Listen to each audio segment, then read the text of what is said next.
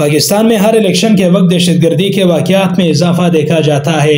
سال 2023 کے پہلے 6 ماہ میں دہشت گردی کے 230 سے زائد واقعات پیش آئے ہیں، جس میں 700 کے قریب افراد جان کی بازی ہار چکے اور ہزاروں زخمی بھی ہوئے۔ ایک جائزے کے مطابق 2013 یعنی عام انتخابات کے سال پاکستان میں دہشت گردی کے 2000 سے زائد واقعات ریکارڈ کیے گئے تھے۔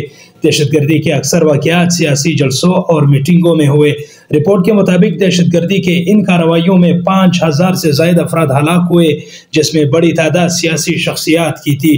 دہشت گردی کے ان حملوں میں سیکورٹی فورسز کے اداروں کو بھی نشانہ بنایا گیا تھا۔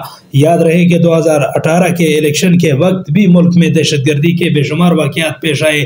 2018 میں ملک میں مجموعی طور پر 180 دہشت گردی کے واقعات ریکارڈ کیے گئے، جس میں سیکورٹی اہلکاروں، عام شہریوں اور سیاسی رہنماؤں سمیت 1000 سے زائد افراد لقمہ اجل بنے۔ یاد رہے کہ 2018 کے انتخابی سال سیاسی رہنماؤں کو زیادہ تعداد میں نشانہ بنایا گیا۔ 2018 کے انتخابی سال پاکستان میں سب سے زیادہ دہشت گردی کے حملے عوامی نیشنل پارٹی کے خلاف ریکارڈ کیے گئے۔ اس سے قبل 2008 اور 2013 کے الیکشن میں بھی عوامی نیشنل پارٹی دہشت گردوں کے نشانے پر رہی، حتیٰ کہ 2013 میں مجبوراً انہیں سیاسی سرگرمیاں معطل کرنا پڑی۔ ذرائع کے مطابق سال 2013 کو عوامی نیشنل پارٹی کے 50 سے زائد سیاسی رہنما، جس میں قومی و صوبائی اسمبلی کے ارکان بھی شامل تھے، دہشت گرد حملوں میں شہید ہوئے۔